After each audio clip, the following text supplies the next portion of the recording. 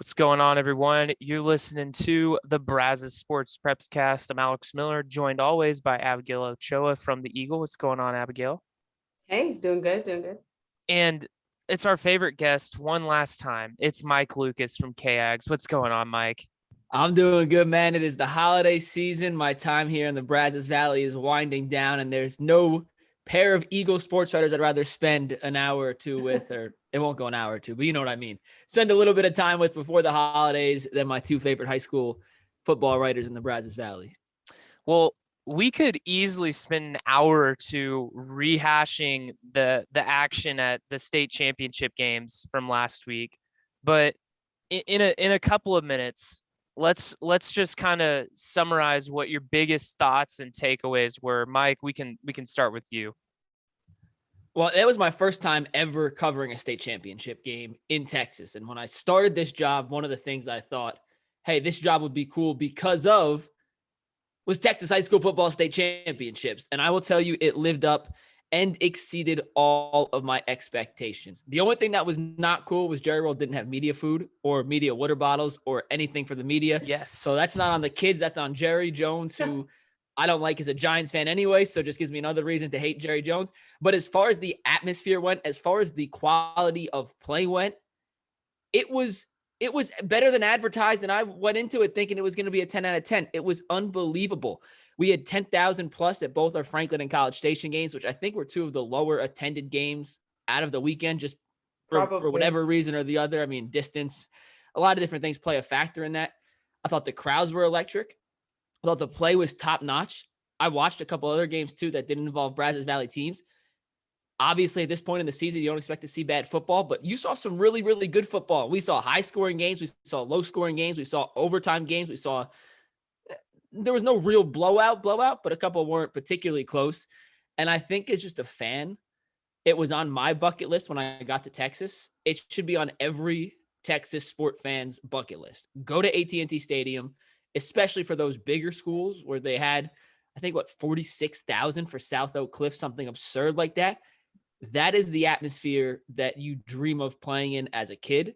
It's the atmosphere you kind of dream of playing covering high school football.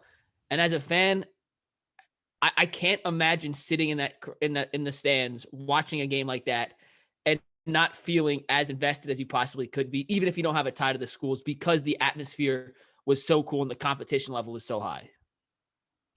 Abigail. Yeah, I mean, I think Mike said it best. It's just really electric environment to be at. It's really fun to cover. It was my second time. I covered Franklin last year, but it was really cool to get like 2 days worth of the championships. You know, you get to see more teams, and it's just a really cool environment to be at.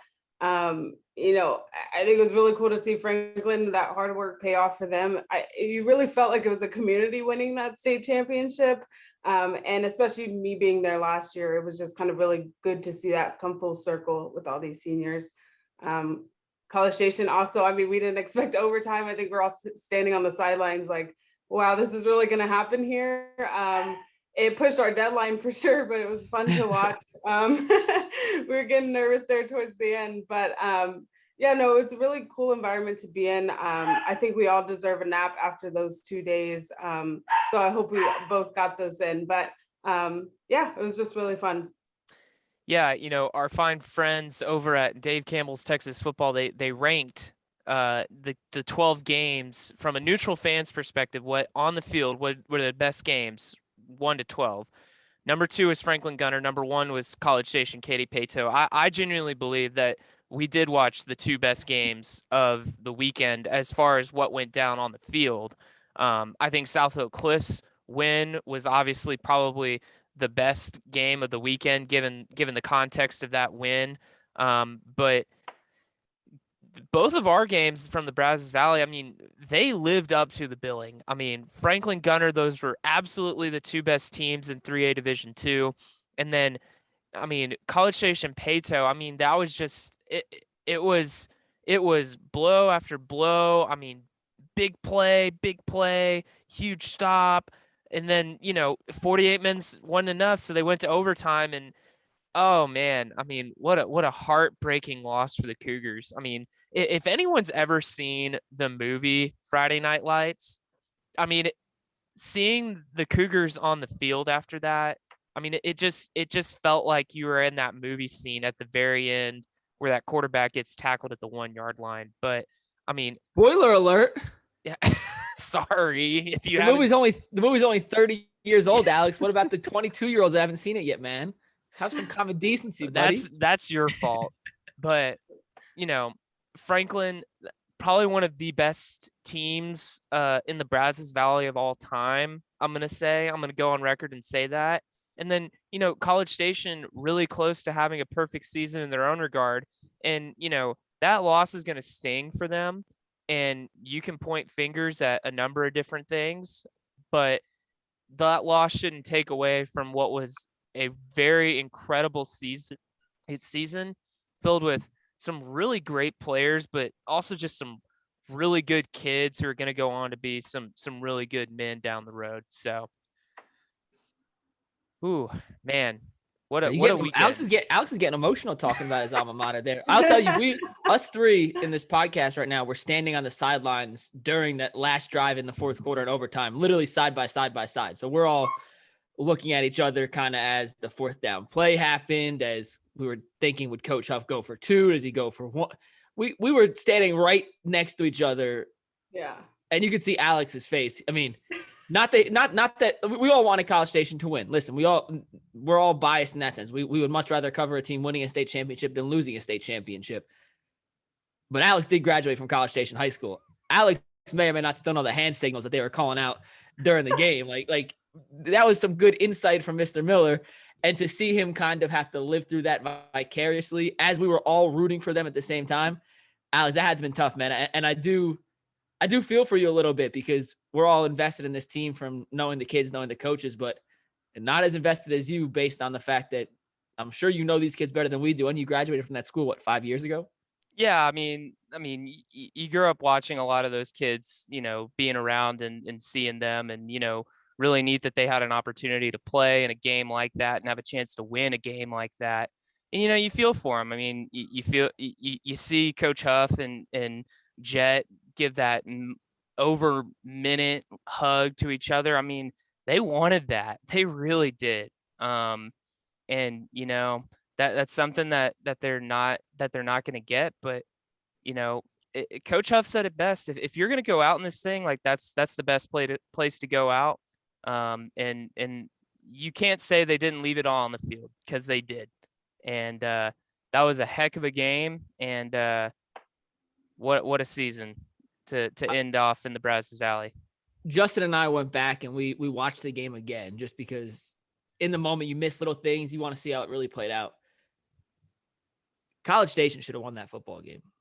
They left a lot of points on the board, and you obviously can't go back, turn the clock back, and change the outcome. But that game gets played the same way 10 times over. And I think with how the game went, College Station comes away 7-8 times winning that ball game, whether it was the interception late in the first half, the fumble when Jet got crushed. Now, also, that was just a perfect play call by Pato.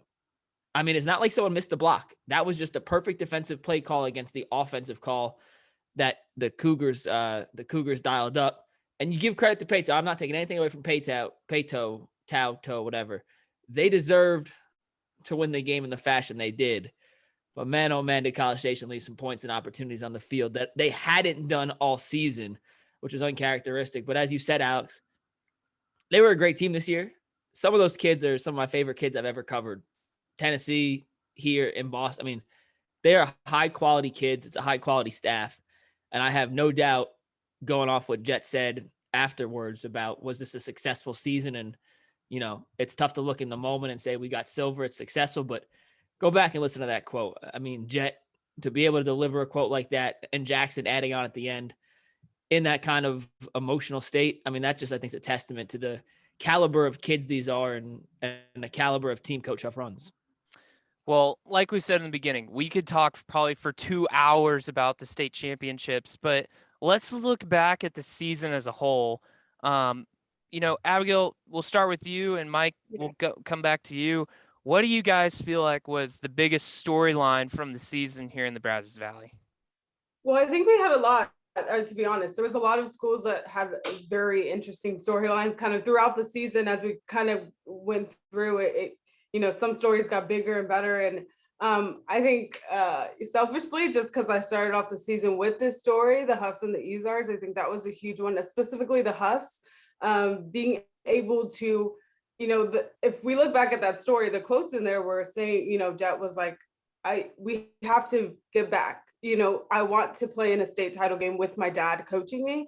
And for them to like have that dream realized within a few months of saying that quote, it was just really cool to see that kind of all come together. Obviously the Izars able to make history at Rudder too. So a great job for them, even though, they didn't go as far in the playoffs. But I think when you look, it's not normal to have two local teams, much less just teams in your area, have a father-son coach quarterback duo kind of thing. So I think that was a really cool storyline there. And I think Brian too, I mean, them coming back to make it to the playoffs at all, that was pretty cool locally. So those would be my two as kind of the big ones this year.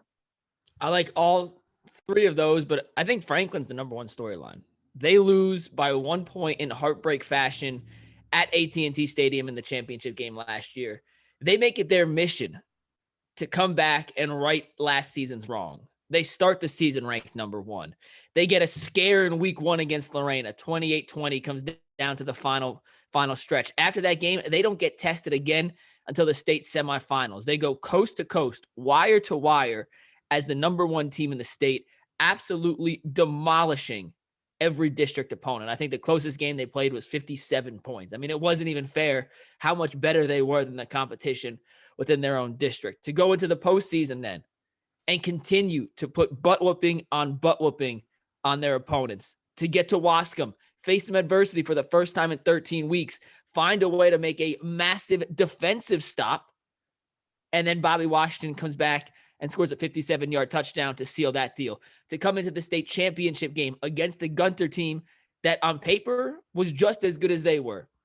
To go toe-to-toe, enter the fourth quarter 35-35, and then for Franklin to stand up and say, nah, fam, we've been here before. We are not squandering another lead like this. This is our state championship. This is our time to bring a gold trophy back to Franklin for the first time in over a century. We're not messing this up. They outscore Gunter 14-0 in that final quarter, cementing themselves as one of the greatest 3A D2 teams ever. Greg Tepper tweeted out a stat. Franklin scored 911 points this year. It's the fourth highest scoring team in UIL history in a single season. They're the highest 3A Division II scoring team ever in UIL history. And for them to go from where they were last year to where they are now 364 days later, to complete that 164 redemption tour, in my opinion, was the biggest sports storyline in the Brazos Valley this year as far as high school football is concerned. I think the biggest storyline for me was Rudder making the playoffs for the first time ever. I mean, we knew that it was kind of building toward happening, but the fact that they were actually able to do it, that was monumental. And it all really started by that win over Huntsville to start district play.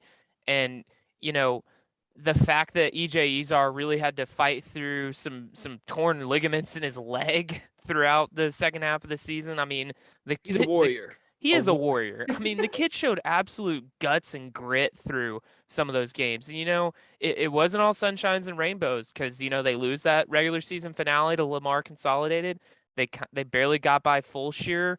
I mean, ball bounces one wrong way, and I mean, they're out again. But, hats off to Coach Izar and company for getting that goal accomplished. What a gut-wrenching loss they had in the bi-district round to Marshall, a game that they probably should have won.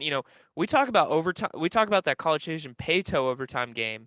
I mean, I forget that 6 weeks earlier I was in Marshall, Texas, and Rudder probably should win that game to go to the second round of the playoffs and play Crosby. But that wasn't in the cards. But kind of like how College Station felt after that game. Rudder might not see that season as a success there in the moment, but years from now, they're going to be able to look back and be like, hey, that was us. We broke that barrier, and the following Rudder teams that make the playoffs, they can point back to that team of, hey, they did it first. We're following in their footsteps. That was a big hurdle to overcome for the Rudder Rangers. We have a lot of really good players in the Brazos Valley. I think we can all agree with that. Who do y'all think was your player of the year here in our area? Abigail, you can start this one. Okay. Well, and Alex said that he was gonna ask this question. I was like, oh no, because it's the amount of teams that we had, good teams this year. Trying to pick one player is like, I don't know, maybe a parent trying to pick their favorite kid or something. But I think Malcolm Murphy is a pretty good one to have up there. Obviously, he gets offensive MVP. Arguably could have got both defensive and offensive MVP at the state title game. He's just really kind of like the heartbeat of that team. I think that Franklin team. He was a big part of last season, and he comes back this year. He has a goal in mind. He obviously has help with Bryson Washington and Marcus Wade even back there with him. But I think he's such a dynamic player. When they were in trouble, Franklin, when it gets tied up, they give him the ball. He's the guy that you want on your team when you're in those moments. And I think he really proved that this season, especially for Franklin. It was really good to just see him. You could, I don't know who I mentioned this to, but that guy was made for post-game press conferences. Mm-hmm. He was just so happy and he gave it great quotes. And he was just, you could see the hard work paying off for him. So I think he would be my probably player of the year. To quote him, big time players make big time plays. And he said he was a big time player. So right. A little backstory to that quote, by the way. We asked him last year before the state championship game if he was ready to put on his best performance on the biggest stage. And he said that exact quote. And every time we talked to him this year, at least every time I talked to him this year, which was half a dozen or more times, he said, I'm going back to that stage. I'm making big plays because I'm in big time games. Big time players make big time plays, and I'm a big time player. It's one thing to say that. It's another thing to walk the walk with that. And how about 284 touchdowns and 2 interceptions? I mean, that is the epitome of a big time player making big time plays in a big time game. Malcolm Murphy, a phenomenal choice. Abigail, you're right. This is an impossible question, but it's a good question. And I'm going to go with Jet Huff here. I think Marquis Collins was maybe the best player on College Station's offense this year. I mean, look what he did in the playoffs when they needed things to happen. Collins was the workhorse. He had 193 in the championship game. But Huff and his mastery of the Cougars' offensive system, his ability to distribute the ball to all their different weapons, Traylon Sewell, Dalton Carnes, Houston Thomas, Bradley Jones, Nate Palmer, Marquis Collins. They had so many different guys who needed touches to keep the chemistry on that offensive unit together. I would give the slight nod to Huff in that regard. And he also threw 42 touchdowns and over 3,000 yards and broke every passing record in College Station program history. So it's not like his numbers don't match what he did for that team. But I just think his ability to be the facilitator in that offense with so many different weapons, I would give him the slight edge over any of the guys on Franklin, over Collins. I mean, this is like picking hairs, but in my book, Jet Huff was the most valuable player. And defensively, just while we're on it, Jackson Slanker doesn't get enough credit. He had 194 tackles this year. The kid is absurd. We were archiving the state championship game on Monday. I swear he was in every play. I know Katie Pato ran the ball at the middle every time. So, yeah, middle linebacker is going to be around the ball a lot. That kid's unbelievable. And I don't want to say it's not fair that defense doesn't get as much love as offense when you're showing highlights in TV. It's just how it works. But Jackson Slanker deserves every ounce of credit that we're going to give him, that the state should give him. He's an unbelievable middle linebacker. That whole defense was phenomenal, but Slanker in particular just was a magnet to the football. And what he did this year, week after week after week, can't be praised enough. I'm going to go a little bit outside the box here. I'm going to say Paxton Hancock from Centerville, because this dude had a phenomenal season. And, Centerville, they make it to the 4th round of the playoffs. They hang with Timpson for the first half. Timpson really shows their pedigree, pulling away there in that second half in the regional final game. But I mean, this guy rushed for over 2,000 yards. He had 20 touchdowns, district MVP. And let's not forget, this guy broke his femur last year. I mean, that is a gruesome injury. So the redemption story that Paxton Hancock this season really kind of flew under the radar, but I mean, he really was the glue of that Centerville Tigers team. And let's not forget, this guy was a junior. He's coming back next year. Centerville's going to be really good with that Really, really good. duo of Paxton Hancock and Andrew Newman. Not to mention, you got another guy in Halston French who can really make some plays. Oh, let's not forget Paxton Hancock plays linebacker. He's a two-way player, kind of like how we mentioned how Malcolm Murphy made plays on both sides of the ball. I mean, he is really the cornerstone of that defense too. So that Centerville team is going to be really good next year, and it's going to start with Paxton Hancock on both sides of the ball. Can I mention one more name who I think Yeah, deserves to be of mentioned here? course. How about Levi Hancock at Brazos Christian? Oh, The absolutely. superstar quarterback, their best pass rusher, the number one ranked long snapper in the country. The offensive numbers that Brazos Christian has put up over the last 3 years are astronomical. It is Madden on rookie, advanced player level statistics. And Hancock, what he does as a runner and a passer back there for the Eagles, simply phenomenal. And then you add in the fact that on 3rd and long, he comes in as a pass rusher. And I believe he had double-digit sacks for the second consecutive season this year. That kid is an absolute stud. He's going to be a walk-on at A&M. Hey, they could use him in the bowl game. That's not going to happen. You might as well just bring him on now. He could long snap, throw the ball 30 yards downfield, 40 yards downfield. But he deserves to be in this conversation as the best player in their respective classification in the Brazos Valley. It would be a disservice for us to not mention Levi Hancock. Let this conversation be a disclaimer that Abigail and I are going to have a really difficult time picking our all Brazos Valley team next week. Yeah, when I'm we not have to looking do that. forward to this. Good luck. You guys have a second team and a third We team? do have a second team. We might have Yeah. to make a third team. I'm You kidding. might We make don't a have room. fourth We don't have a room in the will paper not for make a that. third team. Hey, I will say my 3 years here, there was more talent dispersed across the entire Brazos Valley than we had seen in a long time. We may have had a little more top end talent when we had the 3 guys at Consol who went Power 5, and we didn't have 3 Power 5 guys this year, but across the board, I mean, the top end talent was elite, and we didn't even see Jared Kerr, who was a Texas A&M signee because he was hurt all season. So you add him to the mix, and the level of football being played in the Brazos Valley right now, astronomical. Well, there were a lot of good games. What was the game of the year that you covered? And you can pick a couple. I'll let you pick a couple because I think it's going to be hard to narrow it down to one. Am I starting here? You can Yeah, you can go start, ahead, Mike. I mean, I think the 2 state championship games have to be up there. Those were just fun. I would say the Franklin Wascom game in the state semis was an awesome game. I mean, it was back and forth. First time Franklin got tested, you weren't sure how they'd respond. They came back, they threw their haymaker. What else? I liked covering any College Station game this year because they gave me points in a hurry. That was always fun. I don't know if this qualifies as a good game, but for the portion of the game I was there, week 1, Consol versus Waco U, when Brody Daniel threw 4 touchdowns in the first 7 minutes of the game. That was a lot of fun to cover. You know what, Alex? A lot of our games of the weeks were duds this year. I'm not going to lie. We would pick a game of the week and it wouldn't turn out to be close. Last year, that Lexington-Rockdale game lived up to the hype and turned out to be the best game of the year without a doubt to me. This year, a lot of them just didn't kind of live up to that hype. I think Consol, Huntsville, that should always be a good game. Consol dominates them. So I'll say the best game of the year I covered outside of the state championships was Burton Granger back when they met in the regular season. And that was going to decide the district title before Burton had to forfeit all their games. And that was back and forth in the first half before I left. Burton pulled away in the second.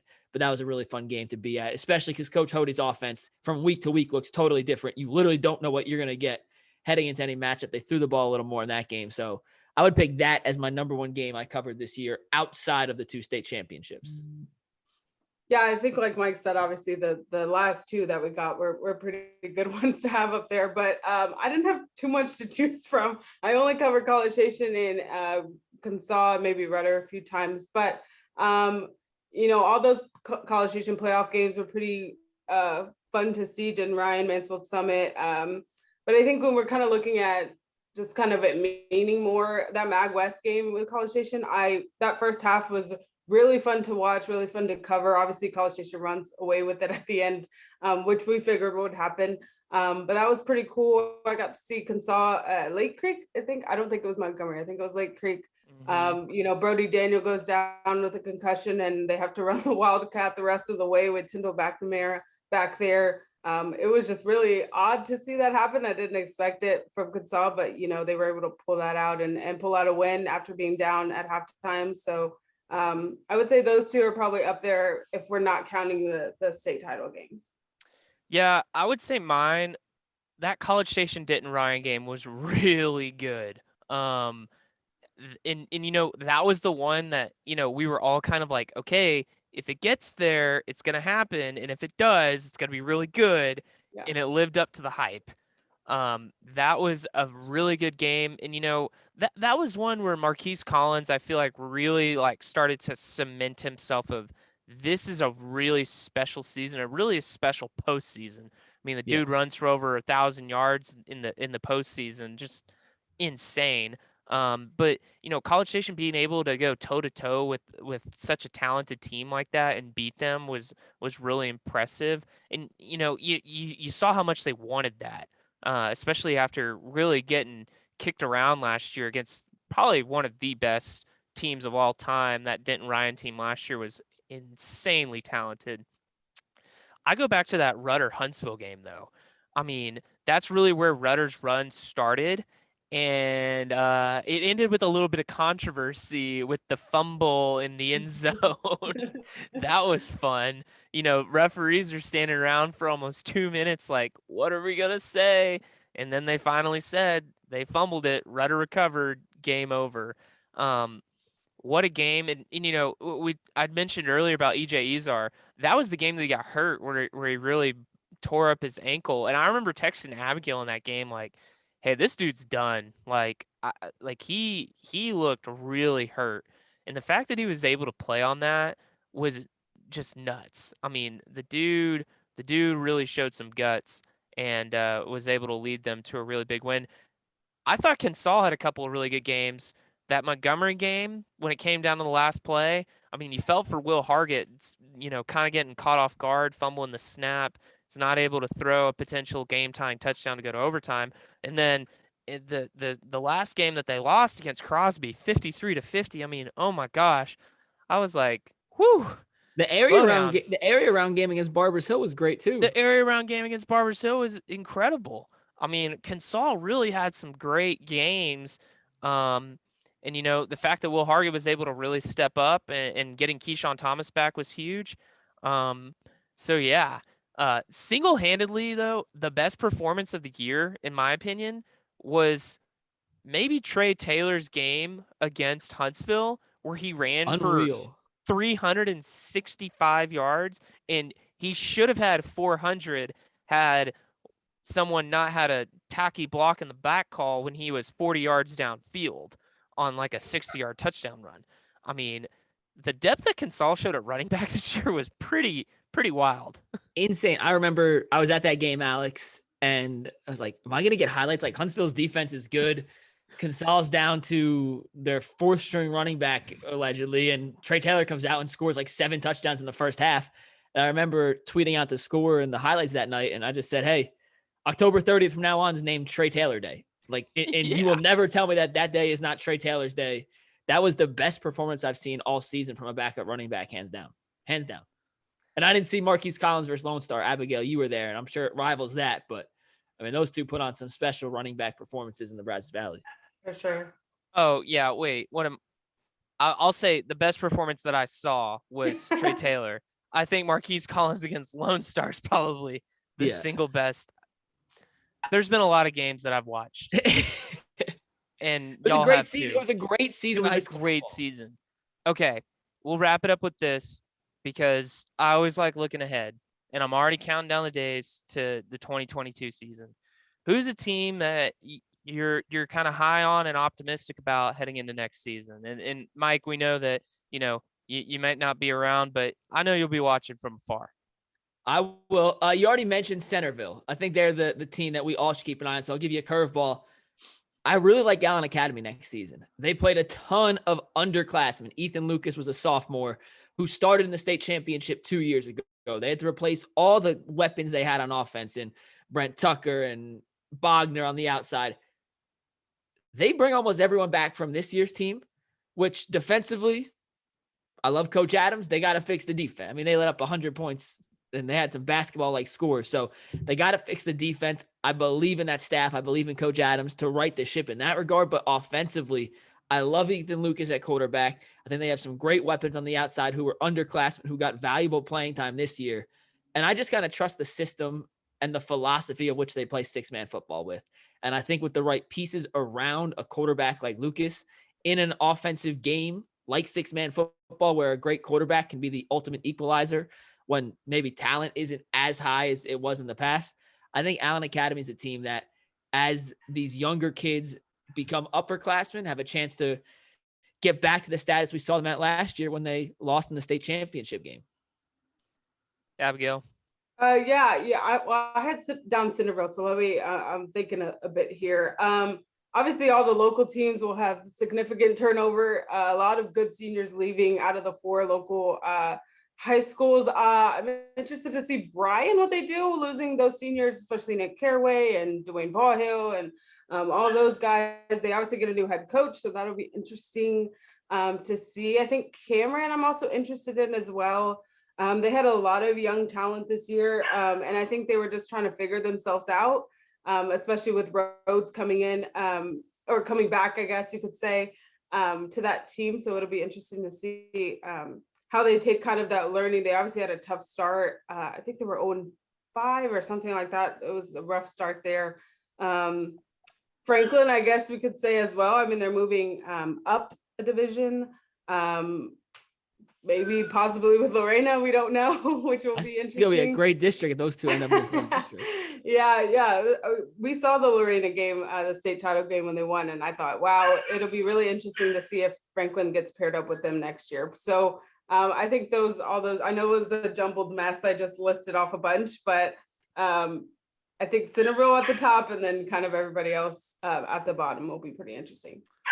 Hey, I'm gonna say right now, I'm really curious what those A&M Consolidated Tigers are gonna look like next year. I mean, Will Hargett was a freshman this year, and at times he played like a freshman, but that kid really grew up in that postseason run, and I think those games are gonna be really valuable to him. And you know, I think we see him take a real big step forward next season, taking over as likely their starting quarterback. You know, they got Trey Taylor. They've got Keyshawn Thomas. I mean, they lose some really big guys on defense when you talk about Jaden Thomas and Tyndall McNamara, but they've got Joey Lightfoot. They've got Hudson House and Kaze Q. I mean, he was a backup to start the season and played after one of their senior starters broke his leg in the first game of the season. Mo Fochetti, who we haven't mentioned so far. I mean, that dude was all over the place. He had 3 interceptions in one game, not to mention he's a pretty good kicker and a punter too. Yeah. So Wesley Graves is back too. Wesley Graves is back. Did we figure out that it's Graves? I know that was something. I know that's something that we've talked about, and I haven't had a chance to ask Wesley. I asked Wesley. Okay. And he says, I don't care. I got an email from his dad who listened to the podcast. So Mr. Graves and/or Greaves, however you like to go by, we appreciate you listening. He said that either is acceptable. He prefers one way. Mrs. Graves prefers the other way. And there's, I could try pulling up the email real quick before we end the podcast, but there's a certain, is this the email right here? You talk, I'll find the email. I'll read you the exact thing. Yeah. I think that Consol, they really showed some promise this year. And, you know, had they been able to beat Crosby, you know, they're looking at probably getting to that 5th round. You know, they would have had to play Liberty Hill, who, you know, went to the state championship game and lost to South Oak Cliff. But that was a really good run from a Tigers team that, you know, Coach Fedora really had to improvise a lot, especially on offense throughout the season. All right, go ahead, Mike. Okay, so this is from Craig Graves. So once again, shout out Craig. Thanks for listening. We appreciate you. I'm going to read the email. Nothing's private here. So he says, quote, I just finished listening to a recent Brazos Sports Prepcast, found your commentary on what the proper pronunciation of Graves is to be quite humorous. Probably more information than you want to know. Not true, Mr. Graves. We do want to know this stuff. We do want to know. But, quote, most Graves in Texas pronounce the name with the first E silent, i.e. Graves. But I have kinfolk that pronounce it the way Alex did on the podcast, Greaves. So I would say both of you are right. But personally, I prefer it as being pronounced Graves. And then he said his ex-wife prefers Greaves. So there you go.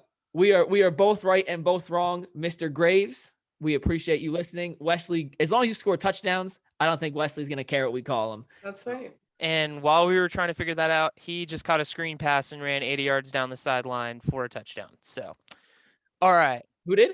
Wesley. Because that's what he did a lot. Or over the top on a post route. Okay. Well, that was a good sidetrack. I appreciate that sidetrack. Thank you.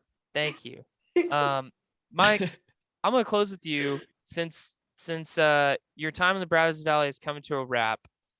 What was maybe be the best thing or your best memory covering high school football in your 3 years? It's going to be Franklin winning the state championship in that celebration.